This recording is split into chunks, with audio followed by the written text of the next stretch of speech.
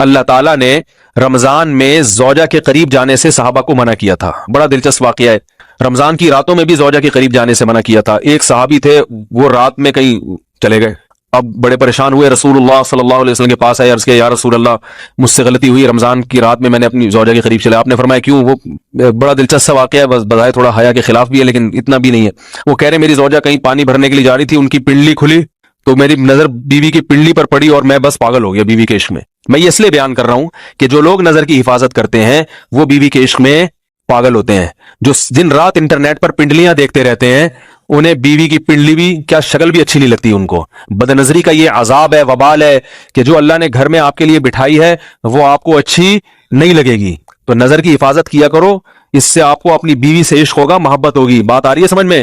تو اب دیکھو کیسا روزے کی حالت ہے. رمضان میں پابندی ہے، اسلام میں حکم تھا جو رمضان میں بیوی سے اس طریقے کا 60 روزے لگاتار رکھنے پڑیں گے.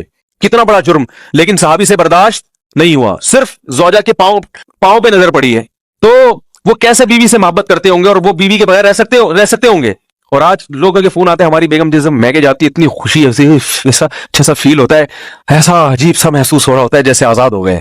تو میں کہتا ہوں ظاہر ہے اب تمہیں موقع مل گیا کنڈی لگانے کا، ٹھیک ہے نا، اور آنکھ مٹکے کرنے کا، تو خوش تو ہوگے. تو یہ بھی ایک عذاب ہے جو لبرل لوگ نے جس عذاب میں ڈالا ہوا ہے نا، اس میں عورت کے حقوق نہیں ہے. عورت کے حقوق نظر کی حفاظت میں اور عورت کے پردہ کرنے میں ہے. جب مرد باہر نکلے گا سب پردے میں ہوں گی تو آئے گا کس کے پاس؟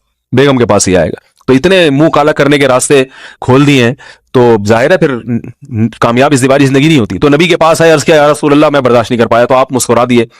تو وہ نبی کے پاس گئے، یا رسول اللہ ایسے ہوا، مجھ سے غلطی ہو گئی. تو آپ نے فرمایا کیوں؟ فرمایا ایسا ہو گیا تھا. تو آپ صلی اللہ علیہ وسلم نے فرمایا 60 روزے رکھو لگاتار. انہوں نے فرمایا ایک کی طاقت نہیں ہے، اس میں یہ ہو گیا 60 کیسے رکھوں گا، نہیں ہے طاقت 60 کی. آپ نے فرمایا ٹھیک ہے پھر 60 غریبوں کو 2 ٹائم کا کھانا کھلاؤ. فرمایا اس کی بھی طاقت بولو بھائی نہیں ہے. اتنے میں ایک صحابی لائے کوئی چیز صدقہ کرنے کے لیے. تو آپ نے فرمایا چلو اصل حکم تو یہی ہے کہ 60 روزے یا پھر 60 غریبوں کو کھانا، وہ نہیں تو چلو فی الحال ان کو تنبیہ کے لیے کچھ ان سے صدقہ کروا لیتا ہوں. فرمایا چلو یہ فلاں خیرات کی ایک چیز لے کر آئے ہیں، تم یہ لے کے غریبوں میں بانٹ دو. انہوں نے فرمایا مجھ سے زیادہ غریب پورے مدینہ میں بولو بھائی کوئی بھی نہیں. آپ صلی اللہ علیہ وسلم مسکرانے لگے. فرمایا جاؤ کھاؤ اور بچوں کو کھلاؤ. اور بھائی غلطی بھی ہوئی اور گھر میں راشن بھی آ گیا. تو اس کے بعد قرآن کی آیت نازل ہوئی کہ احل لکم لیلۃ الصیام الرفث الی نسائکم ہن لباس لکم وانتم لباس لہن علم اللہ انکم کنتم تختانون انفسکم فتاب علیکم وعفی عنکم فالآن باشروہن وابتغوا ما کتب اللہ لکم. فرمایا اللہ کو پتہ ہے کہ تم اس حکم پر عمل نہیں کر سکتے، لہذا رمضان کی راتوں میں تمہیں اپنی بیوی کے پاس جانے کی اجازت ہے، لہذا ان کے پاس جایا کرو اور اس اولاد کو تلاش کرو جو اللہ نے تمہارے مقدر میں لکھ دی ہے. قرآن جہاں بھی بیوی سے ریلیشن قائم کرنے کی بات کرتا ہے اولاد کا ذکر لازمی کرتا ہے، یعنی تلاش کرو اس اولاد کو جو اللہ نے تمہارے لیے لکھ دی ہے.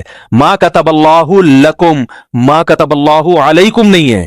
علا کا مطلب تمہارے خلاف، لکم کا مطلب تمہارے فائدے کے لیے. لام عربی میں نفع کے لیے آتا ہے، علا عربی میں ضرر اور نقصان کے لیے آتا ہے.